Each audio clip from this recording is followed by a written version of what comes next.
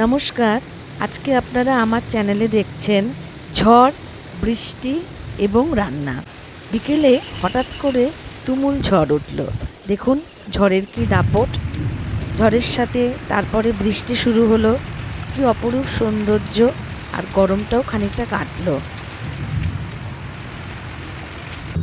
সন্ধেবেলায় আস্তে আস্তে বৃষ্টি কমলো, আর তার সাথে কোকিলের ডাক।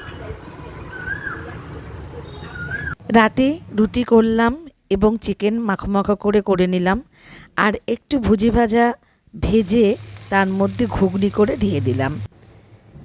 রুটির সাথে খাওয়ার পরে তারপরে আমি ছাদে গেলাম। ছাদের এই অপরূপ সৌন্দর্য আপনাদেরকে একটু দেখালাম। দেখুন কি অপূর্ব লাগে। সারাটা ছাদ থেকে আমাদের পুরো দুর্গাপুরটা দেখা যায়। এখন যে দিকটা দেখাচ্ছি ওই দিকটা আসানসোল, রানীগঞ্জ, চিত্তরঞ্জনের দিকে।